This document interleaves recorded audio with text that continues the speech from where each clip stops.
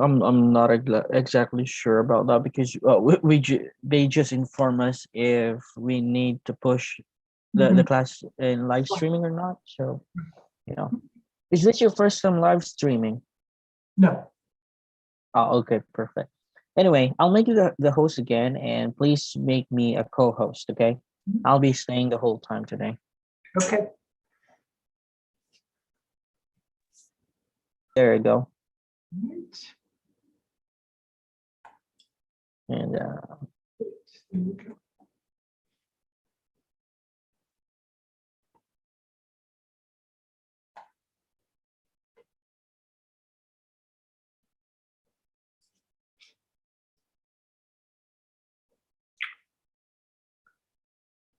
Just here. That's Logitech. Okay. there you go. So I'll just work in the background, but if you need help or if you need anything, just call my attention, okay? Okie doke. Thank All you. right.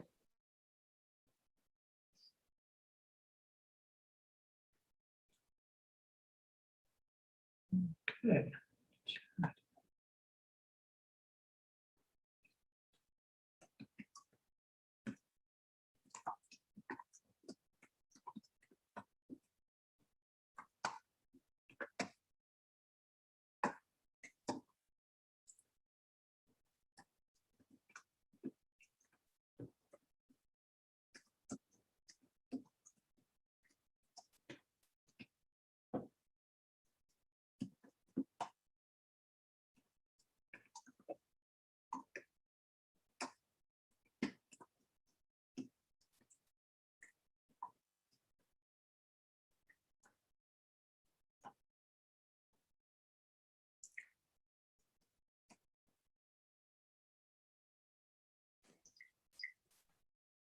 Good evening. Hello. How are you feeling? Still got your cold or? I feel drained. Yeah. Drained, but I'm not giving up. All right. Well, at least this is not a movement class, so you can just Yes, listen. I stopped going to my Pilates today. I Mhm. stayed at home and just rested. Yeah, sometimes we just need to do that, you know? I think that's what it is. Doing too much. Right. Okay, very good.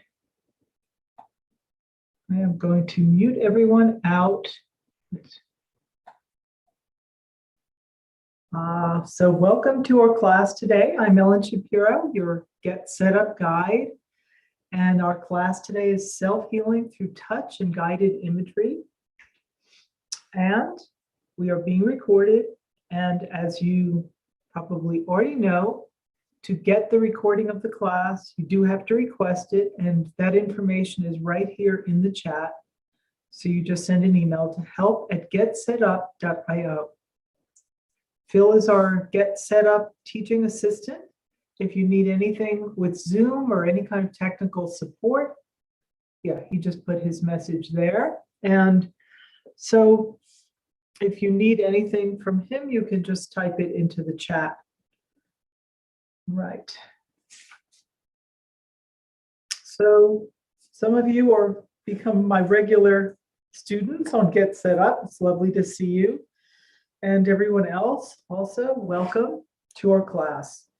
So this class is an interesting, I guess because, you know, I'm sharing different parts of my knowledge, but this seems to be fitting very well with my Qigong teaching.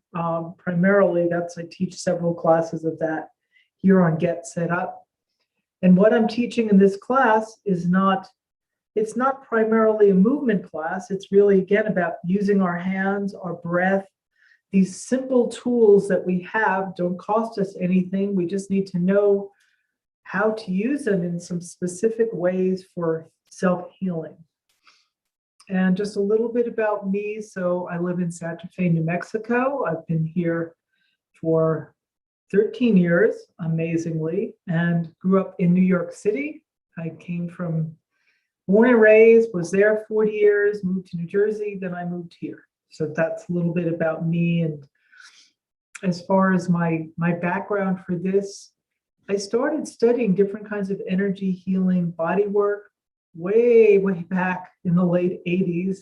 So I've been at this a long time and I've learned many different systems. And I learned a lot more about Chinese medicine once I started studying Qigong and then became a Qigong teacher.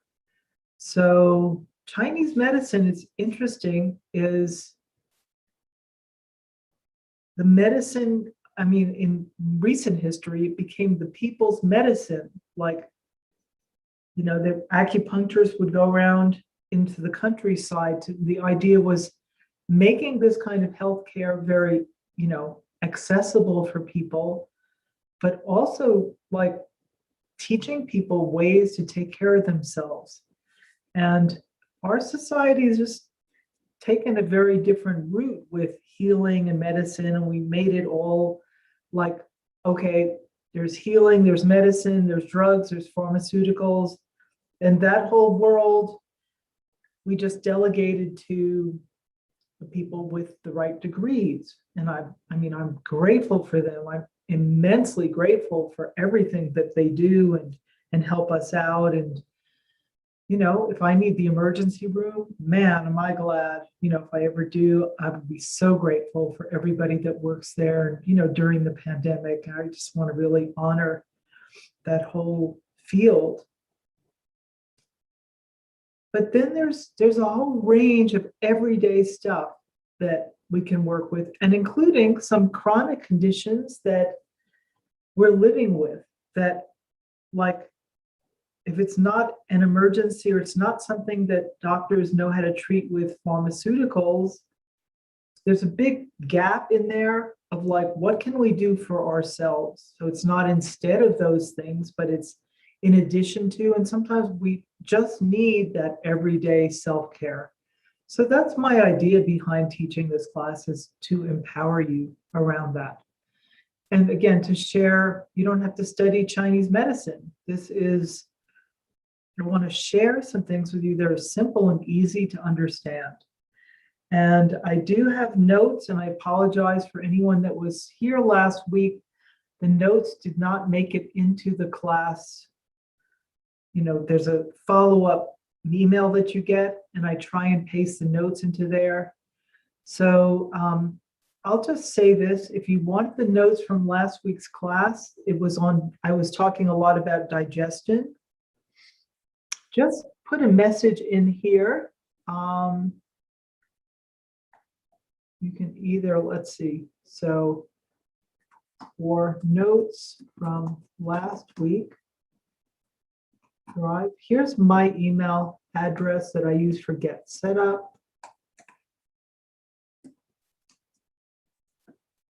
Or you can just send, you can also just request it by emailing, or I'll just put down, or email the help email address, which is above. So either email help@getsetup.io or email me directly at thriveguide9@gmail.com. It's right here in the chat if you want those notes. And I will make sure that today's notes, because I'm going to go over a lot of things, you're welcome to write anything down.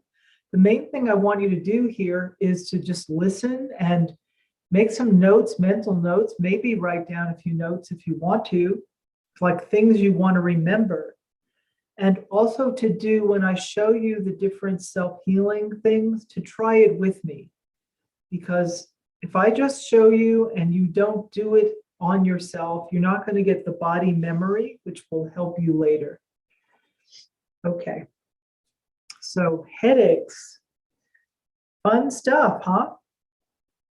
And headaches are kind of interesting because there can be lots of different reasons. So there's certain kinds of common experiences that we have, like a fever, headache, some other things that can be a sign of something seriously wrong where you really need to seek medical attention. But then there's a whole range of common experiences with headaches that can be pretty simply dealt with. So And it can be a little tricky to figure out, well, what kind of headache is it? Or, there's some things you can look at, some common reasons for headache. And then you can also just experiment with any of the things I show you here today. At the very least, they will do nothing. They cannot harm you. But, hopefully they're going to do more than not harm you. They're going to help you, right? Okay. So some of the dangerous things that can be really a sign of something like you really need to check out medically, or if you've had a brain injury, accident or fall, anything where you hit your head pretty hard or you landed pretty hard, those things you really want to check out right away. If you're having headaches in response to a change in, like, let's say you're taking a new medication or you increase the dose, that you definitely want to check out, with your whoever prescribed that for you. And of course, if the headaches are very frequent, nothing you do helps, and it just lasts, it goes on, it's super intense, or it suddenly increases, these are all good signs. And of course, anytime you're not sure, but it's more than like an everyday little annoyance thing, then yes, please do check it out with a practitioner. So here are some common reasons other than like more serious stuff. This is more like where I want to direct our conversation today. Comes from muscle tension. Just tension in the neck, the jaw, shoulders, upper back. And with today's lifestyle, with looking at a computer screen, we could be leaning forward just without even doing anything or trying to do anything. We automatically have a lot of tension here, or we may be like that. Sometimes if you spend a long time reading where your neck is forward, or like if you're doing some fine sewing work or something like that, where your head is in not a balanced position for a while, we can build up tension that way. So if it's muscle tension, well, the answer is to unwind the tension. So we'll talk about that in a minute. I find for me, I'm lucky. I rarely get a headache, but often the reason I get a headache is I'm dehydrated, and just drinking some water, maybe not gulping it all at once, but sipping, like a water bottle full over a short period of time will just do it for me. Overexertion can be another reason. If you got really overheated and worked out really, really hard in a workout class or doing some kind of physical activity, sometimes you can get a headache from that. And with that one, again, deep breathing, relaxation, drinking water, these may help. Sometimes hormonal imbalances can lead to headaches, and that's particularly true of migraines. Just too much time on the computer or certain kinds of lighting that is a strain on our eyes can also give us a headache. And of course, the fun stuff like allergies, sinus inflammation. Sometimes there is a sinus infection. But if you get those, you probably will already know what those signs are. But a sinus headache, I've had them, is no fun at all. It can be an infection. It can also be allergens in the air. If you're allergic to something, pollens, sometimes just pollutants, depending on where you live, can give you a headache. Another thing that people might not think of is food allergies. And of course, anything like a hangover, but I don't have to tell you about that one if you have experienced that. So if you get a headache that's like on one side, I think it's usually on the right, or it could be on the left too, but a one-sided headache is considered in Chinese medicine like a gallbladder meridian headache, because the gallbladder meridian goes on the side of the head. A liver headache. And again, that often has to do with what we've taken in. So eating a lot of fat or fried foods, too much alcohol, just too much fat, those can give us liver headaches. So if that's the case, if that's what you think might be the suspect, drink more water, and you can drink lemon water. That's very good for liver and gallbladder. So just squeeze half a lemon into water. You don't want to drink lemon juice straight up because, first of all, it's really sour, but it's also bad for your teeth to just drink it straight. And you can water it down quite a bit too. You'll still get the benefits. So let's talk more about like some of the massage and hands-on techniques for this. And this is kind of a theme in this class is I want to encourage you to become a health detective. And what I mean is just looking at the clues, like observing yourself and checking out clues, like looking at what's going on, what did I take into my body, or where have I exposed myself to something, in the last 24 hours that is resulting in a headache. And, we've been trained to think that we have to go to experts for everything, but really you're the expert on you. But again, if you're not paying attention, you're not going to necessarily notice. And even if you're pretty self-aware, like sometimes, I consider myself a self-aware person, but sometimes I just don't make the connection like, okay, I'm feeling this way. And what happened in the last 24 hours? Oh, I didn't drink enough water, or I didn't get enough sleep, or it's not enough. I'm kind of stressed. I'm not taking enough deep breaths. So again, it's like paying attention to what's going on. And the body does not lie. I mean, sometimes we don't know how to read what it's saying, and sometimes we really do need to go to a professional to help us figure it out. But it leaves a lot of clues. So how do you do that? How do you become your own health detective? So it's great to keep a little journal or notepad and have a diary.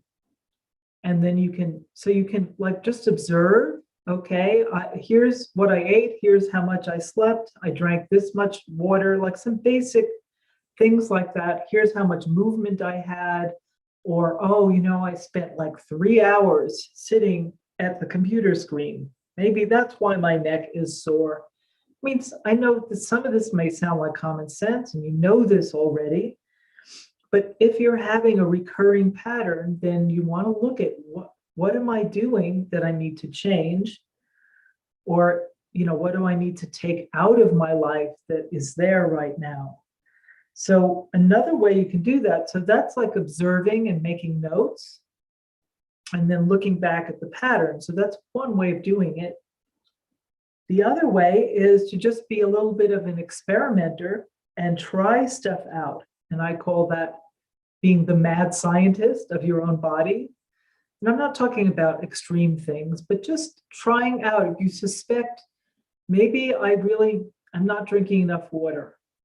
What happens if over the next 2 or 3 days, I really make a point of drinking more water? Or I'm thinking that maybe I'm allergic to a certain food.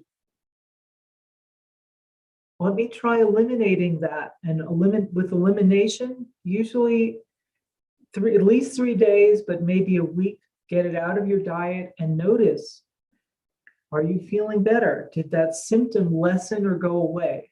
So we have a lot of information right here. We don't have to, lab tests have their place, but sometimes we don't need a lab test. We just need to pay attention and observe, So like let's say with the headaches, do they happen at another thing is time of day, certain time of day? Does it happen after a meal?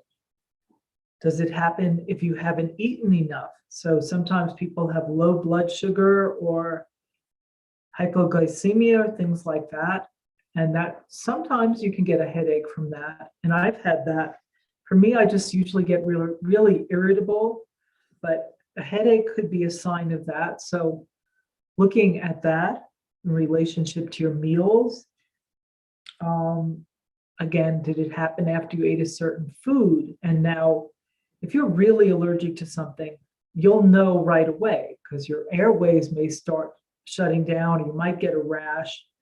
But with a lot of food, they're not necessarily really full-blown allergies. There's sensitivities, like the food is not good for you. That's a little hard to tell because it takes a while to get through your digestive system. But again, you can just, observe that. If you suspect a certain food is not great for your body, how do you feel in the next 24 hours after you eat it? Were you outdoors a lot? Did you have like sometimes glaring sun? If you're really out in the strong sun, that can give you a headache. And that will subside usually, but you can drink water. Or if you're being outdoors on a windy or high pollen day, then you may well have some kind of allergy, and you want to look at that in other ways. So just a little, health background, a little context for,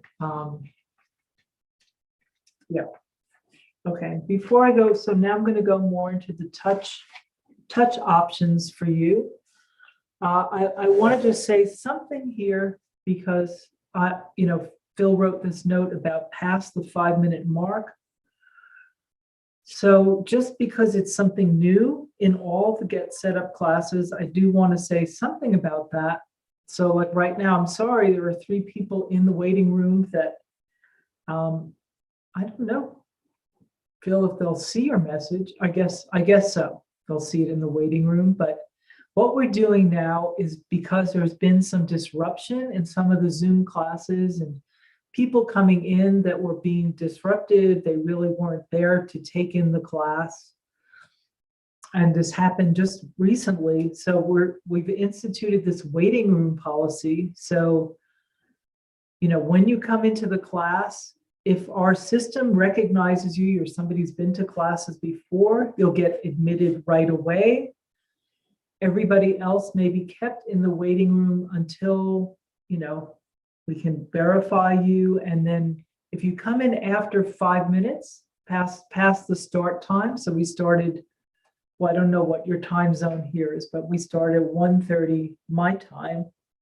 So if you came in past 1:35 or 5 minutes after the start, then you won't be allowed in unless you then send an email, which is what that note here says. Maybe you don't even see that. I just happen to see that note that's addressed to the people in the waiting room. So it's irrelevant to you, but what you need to know is just that come to the class on time or even a few minutes early. You can log in and just, be in the waiting room and be ready, but just don't come after 5 minutes. There's still a way to get in, but best if you can be here close to the hour. And so I just wanted to explain why we're doing that. And it's not to make it harder to get into the classes for all of you. We're trying to screen out people that have no business being in these classes. So life on the internet, even here, right? Okay, so let's go into some of the hands-on stuff. And so I said one of the biggest reasons for headache is muscle tension. So stretching and releasing in those areas. So stretching and then also massage. So of course, stretch is just movement. So you can do neck stretches like that. And whenever you're working with the neck, you just want to be gentle because there's small, fragile bones. You never want to jerk the neck. You can stretch. You can do the turtleneck stretch where you stick your chin forward and back like a turtle sticking his head out of the shell. Sometimes I teach this in Qigong. You can also do a variation on that where you stick your chin out and a little bit up and hunch the shoulders up. And then as you draw the chin back and in, lower the shoulders. So turtleneck stretch, just simple neck stretches. Even this one where you just, again, without forcing, you just gently, the weight of the hand is kind of pulling the neck down. And doing both sides, and you might even hear a little pop in there, like I just did. It's like a mini chiropractic adjustment. So stretching is one of the basic ones, and you can do shoulder rolls. So we want to get muscle tension released, and we want to get circulation flowing, right? So a headache is usually stuck energy, like it's not flowing. Sometimes there's too much energy, like those liver headaches. So simple self-massage, and you can do this just, on your face. Usually we have a little bit of oil, so it's fine to just use it like this. If you want to put a little lotion or oil, you can, if your skin's very dry. And so what I would do is I would just start right here, like right that eyebrow ridge. You could use your thumbs or like a couple of fingers. Over that, I would go around the eye socket. And this is good for, this is like a mini facial too. Just massage down the side of your nose, maybe under here. Do a whole face, get your whole face covered. And then come back and really massage into the side of the face, the jaws. So I'm not digging, but I am pressing. I'm giving, a fair amount of pressure, and you can let your elbows just rest on your chest. And this should just feel good. If you're having a really intense headache, you're not going to want to press very hard. You're just going to do it pretty light. But if you're not having a headache and you just want to get in there, you can work a little deeper. You can stretch, let your jaw hang. And you can even, let's say, I don't know, it's just a good thing to do in general, and especially for keeping the lymph flowing. Take your thumbs is probably the easiest, and I'm just kind of going back right under the edge of my skull, and then you can do your throat here. And then we want to get into the side of the neck and the back. And depends a little bit on your flexibility and the length of your arms. But see if you can reach back here with your hand. And I'm just taking my fingers and kind of sliding down those muscles right in there. And if anything is hard to reach, there are massage tools. There's all kinds of different things that you can use to help you get in there. And whatever you use, just make sure it's not pointed or sharp, because that's not going to feel very good. And, different things are different. So a soft, rubbery kind of thing, like a massage tool, and sometimes they come with little knobs on them, that kind of thing. You just have to find what works for you, and what you don't want something that's excruciatingly painful, because you're not going to do it, right? We're not going to inflict pain on ourselves. But something where maybe you just start out on the surface, and then you just work the pressure in a little deeper as it starts to open.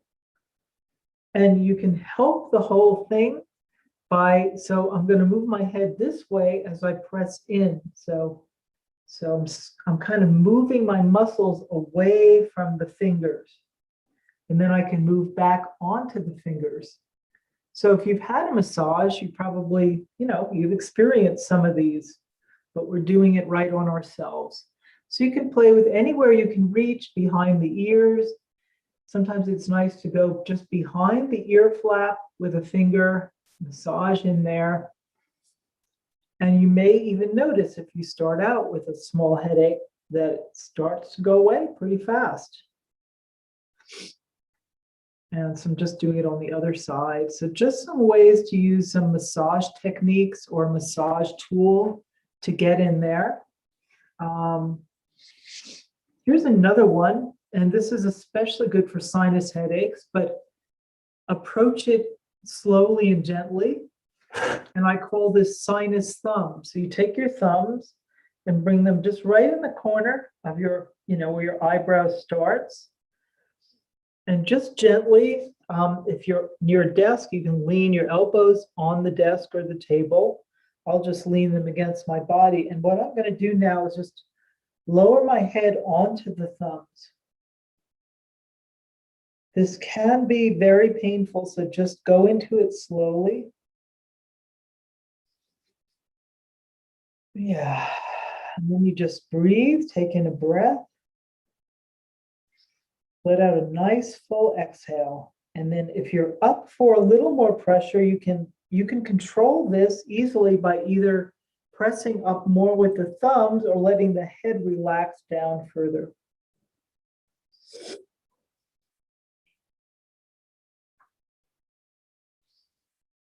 All right. But again, with any of these things that I'm teaching you, you never want to just take your finger and go like right in and jab yourself. That's not going to feel good. And again, if we are inflicting pain on ourselves, the body is subconsciously going to say, please don't do that. That feels really terrible. Please don't do that to me again. Right? So the other thing is if you're working into an area that is tight or just feels like kind of bound up or just restricted in any way, the better way is to go in gently, more superficially, and then slowly work your way in.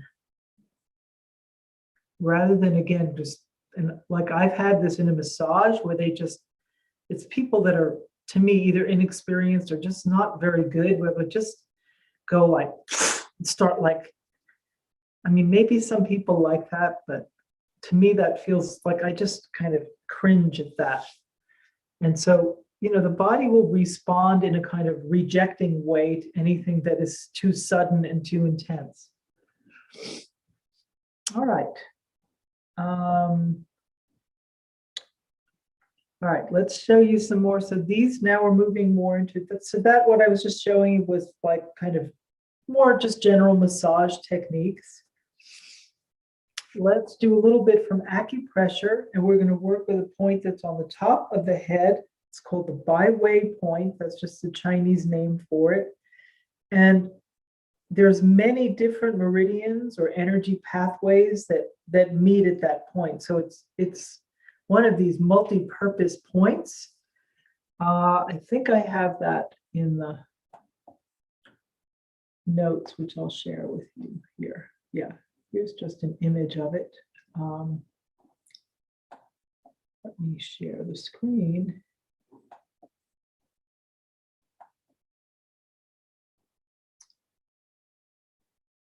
Share. Okay, so it's shown at the top of somebody's head. Governor Vessel 20 is the other name for this point. So just like right in the middle of the scalp, middle of the head. And so what we're going to do with that one, see if I can come down a little so you can see. I'm just going to take my fingers and I'm going to press down with my fingers kind of flat onto that point and all around it. So it says press, so that's pressing the fingers. Then you can stretch the skin a little bit. You can also press that point up against your hands. And then you can just circle. So again, like the scalp is probably not that easy we're not trying to actually really move it, but just imagine that you could move the skin of your scalp. That's what the movement feels like. And you can use one hand or both all around that whole point. This just feels, it's not bad. It just feels a little strange to me, but okay, so that is one. So it says here, pressing the fingers in, stretching the skin, circling, moving in circles around that area, and then circle and release. So, and you can just try that. So circle, release the pressure, circle again, release. And then when you're done with that part, take in a breath And here's where you can use imagery or visualization. Imagine that on your exhale, you're sending stuff out the top of your head, just like inhale, exhale, and out. And I'm just using my hands to kind of show you what the feeling is. You don't have to do your hands. So that's where the power of imagery can come in also, is we visualize or we imagine visually. And for some people, it may not be a visual image. It may just be more of a body sensation. Everyone's a little different that way. But again, that just helps magnify or make stronger our intention for healing and releasing something.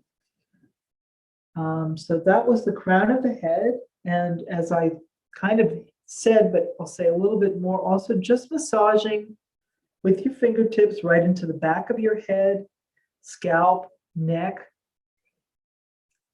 And let me show you something else. All right. So here is one. I'll show it to you sitting, but this one is really great to do when you're lying down, when you can lie and rest your head and neck back onto something. So, maybe on the carpet, on a mat, on the floor, or on your bed, but you want to have a surface where, well, I'll show you with the hands first. So I'm just going to take my fingertips and put them together under the bottom ridge of my skull. It's called the occiput, right in there, right where the neck meets the skull. And then I'm just going to let my head kind of roll back onto my fingers. And breathe, relaxing and breathing. Let's do one more. Now, this can be a little hard to do. Like, it's a little awkward for me. And again, it's depending on your openness, the size, the proportions of your body. So what you can do, and this is what's really nice to do lying down, they do sell some tools and things that you can lie on that stretch your neck back.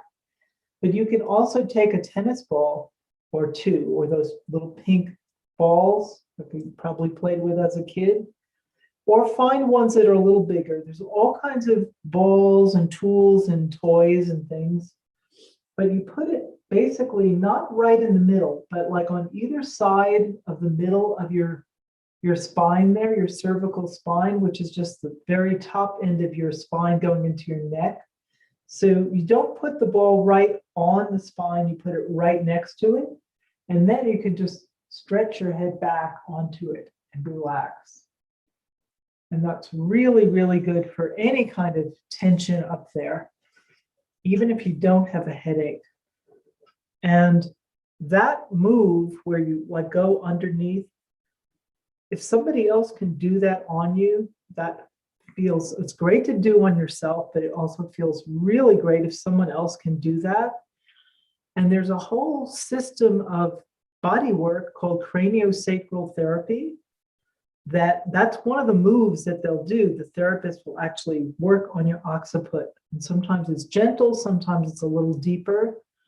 And if you're somebody that you really have a lot of headaches, then I would look into that. If you're interested in holistic therapies, it's called craniosacral therapy.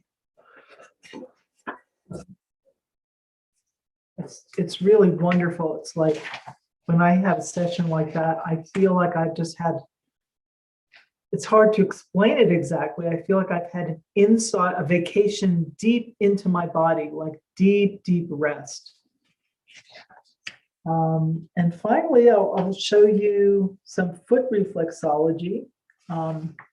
Check our timing here. Good. Then I will take some questions. Okay, let's see. Okay, here's one more acupressure point. This is large intestine 4. And I think I have an image of that here. So it's described right here in the share, located between the base of your thumb and index finger. This can relieve pain and headaches. This one I've mentioned in the other class because it's also good for constipation. So here's the image. So find the space between your left thumb and index finger, and with your right hand, just bring your thumb right into that crease there, and your index finger goes to the other side of the hand, just like how it's shown here. And let's see what else. Yeah, so that's all they really have there. So let's just do a little bit of that. So just, you're going to press, again, not sharply, but press into that point. You can circle around. You can play with the other hand that's on the inside, the other finger, index finger, and just massage into that area.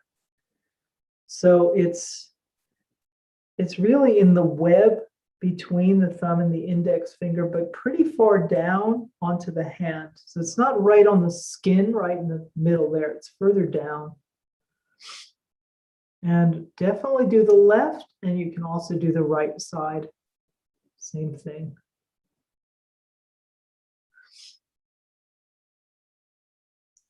So just sometimes all it takes is, I'm showing you a lot of different things, but often it will only take one or maybe two of these to do the trick.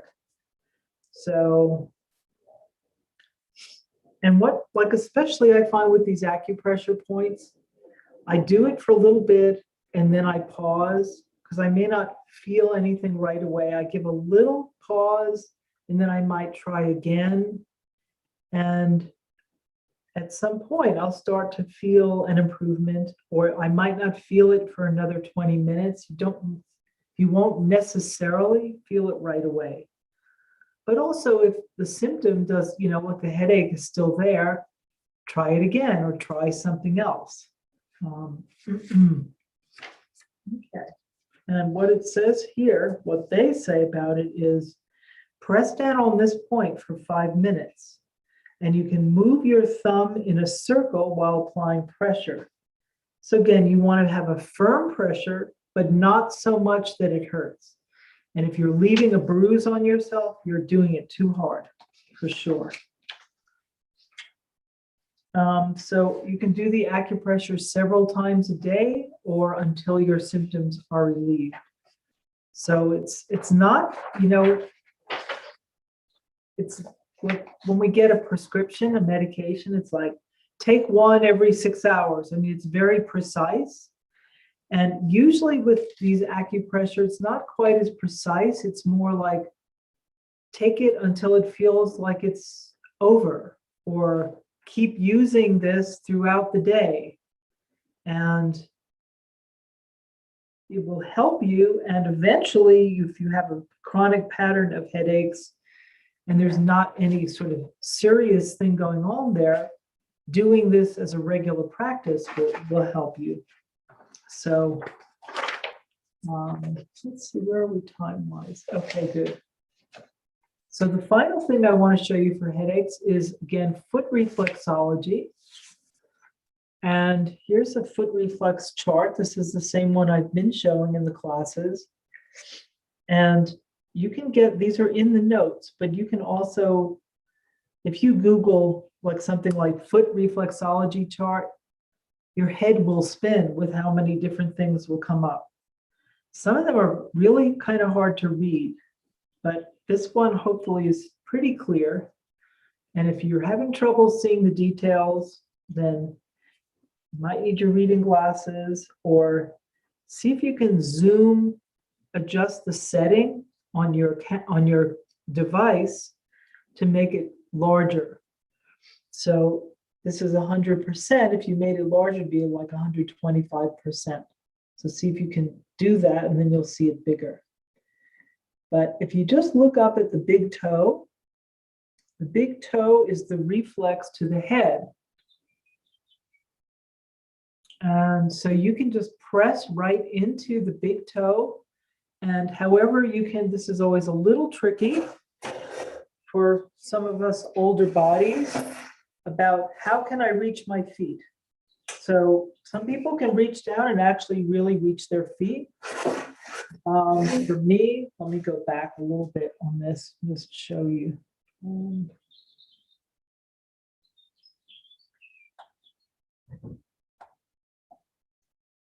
I'm having more trouble with like bending my knees and getting things like closer to my face now.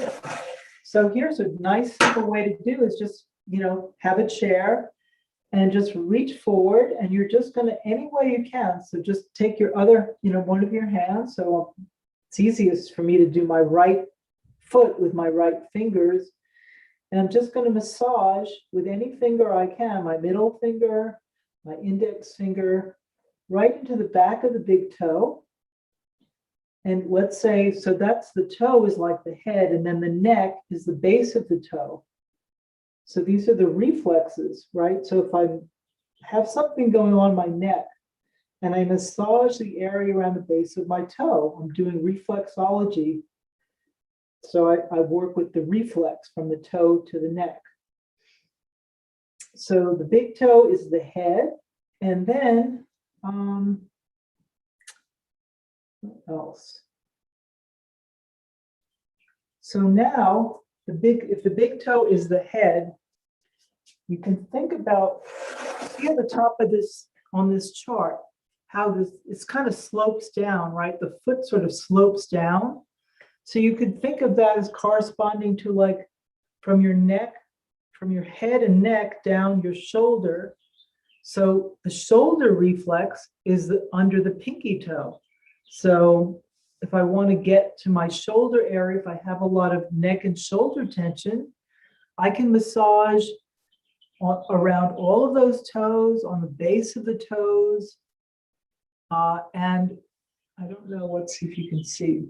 I'm sorry, the words are really small here. But the sinuses, hopefully if you're on your device, you can see it better than what I'm looking, I'm sort of far back. But the sinuses are on the tips of the toes.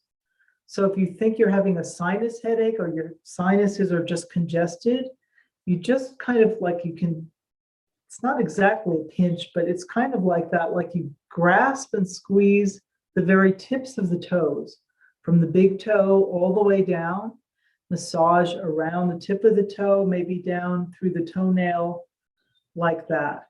And that opens up your sinuses. So I just think it's so cool that we have these places in our bodies that are like, okay, I can work on my feet. It helps your feet feel better, but how cool is that, right? I can open up my sinuses just by pinching or squeezing the tips of my toes. So that is foot reflexology. And foot reflexology, there's different kinds of medicine. So the traditional medicine of India is called Ayurveda, and Ayurveda has reflexology. Chinese medicine has reflexology. So it's just, it's a pretty universal technique. So I'm going to stop here and just take questions. So reviewing anything we went over or any other questions that you have here. So I'm going to stop the screen share, but I can come back to it if I need to. And you can either type your question into the chat or unmute yourself and speak. So questions, how's everybody doing?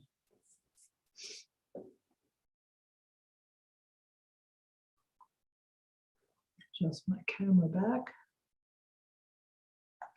I know that was a lot of information, so.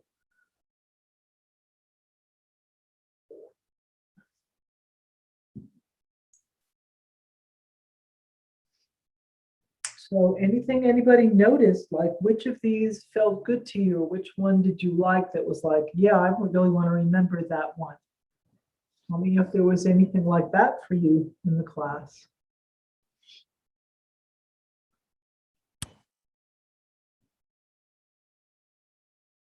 Good question.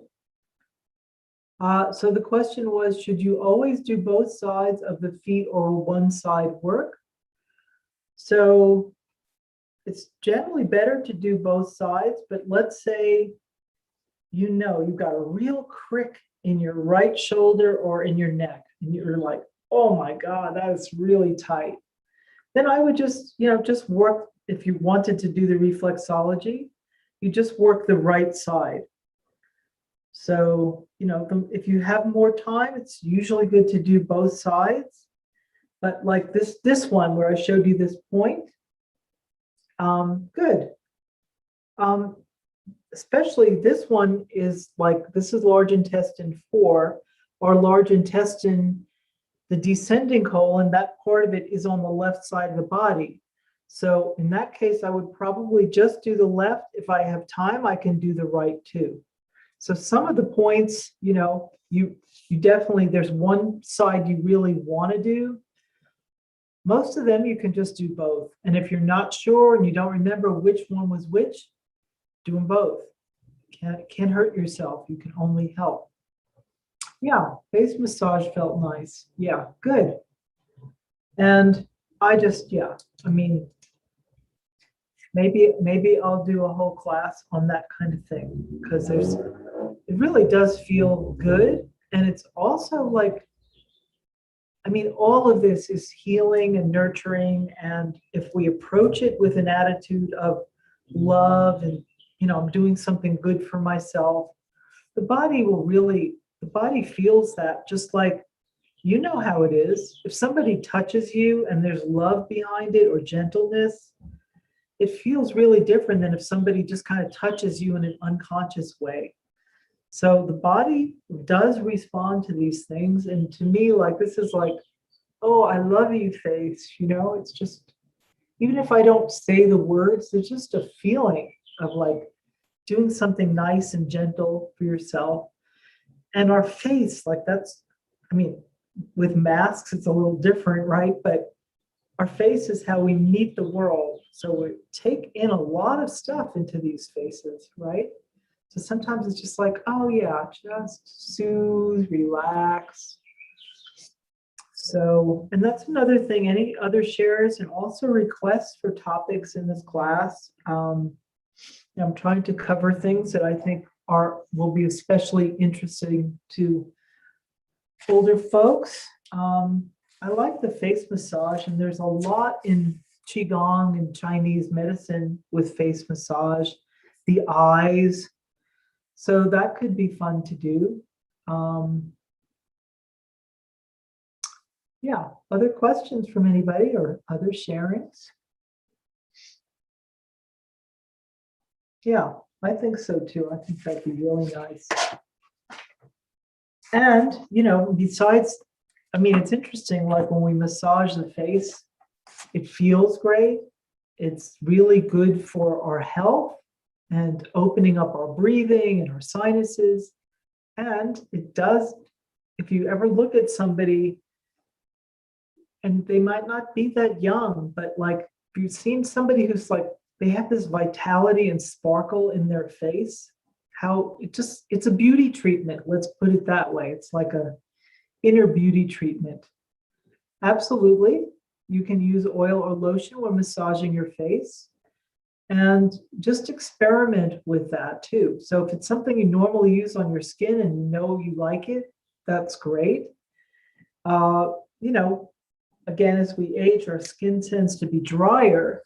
So often we may prefer an oil, but if you have oily skin or just some real oily areas, lotion is more water and then the other ingredients, and oil is just more oily. So just experiment with that and what feels good. And you want to have something that helps give a little glide. Some of the ones that I like coconut oil a lot. And there's also, they now make, and sometimes I'll take lotion and put a little spot of oil into it if I want a little bit more of that kind of, the fat in that, the oil in that. So you just experiment with that. The French traditionally used an oil, which is a little hard to find here, called hazelnut, which to me, it smells really wonderful. And it's very good for the face. what else? There's a lot of things out there. You can go into the health food store. Some people, especially like in the Mediterranean, they use olive oil, just plain old olive oil. Maybe not the kind that's like really scented, that's really pungent, but like a mild olive oil. So coconut and olive oil are good. Jojoba oil is another one. Or just, try your favorite lotion. So again, unless it's something you're really, is irritating to your skin, just play with it. I love doing things like that. Avocado oil is another one. So yeah, let's see if there's other questions. Yeah, jojoba, that's how you spell it for anybody who's not familiar with that. I'll write them down for you. So I was talking about hazelnut, but that might be a little hard to find. More commonly, olive or coconut. Grapeseed is good too. So again, it's like some of it might be just the smell. You don't like it, you do like it. Sweet almond oil. So you can go into a health food store and you can see what they've got there. But again, some of the everyday oils that you might use for other things, you can use. Shea nut oil is really nice. There's just a lot out there. But I just want to say that it doesn't have to be exotic or expensive either. Olive oil, everybody can get that. Preferably, something else, just since we're talking about the skin, we absorb a lot through our skin. We don't think of it. The skin isn't, we absorb through our skin and we eliminate through our skin. And the skin is actually the largest organ of elimination in our bodies. So we don't want to clog up our skin with things that are maybe not that healthy. And you can, again, this is not a class on that, but there's a lot of chemicals and there's a lot of things in some products that are clogging or not good for our skin. So as much as you can, organic or as close to natural as you can find is better. Yeah, so good questions, and thank you everyone for sharing. Here, I just wrote some stuff and I realized I didn't send it to you. So here's some of the other oils that you can try. And anything that you find in a store that's called massage oil, you can try that too. I would definitely stay away from canola oil, which is not really good for you. Corn oil, I would not use that. I don't eat those. It's basically like when you put oils on your skin, you're basically eating the oil. I mean, not really, but you're taking it into your body. So things that I would not put in my mouth, I'm not going to put on my skin. And that's just me. Everybody can find their way, but to me, it's like these are pretty simple things to do to just increase my level of health and well-being. So anything else on headaches or the head or anything else before we wrap up for today? And I hope this class was helpful to you. And again, you can email me if you want the notes from last week's class on digestion.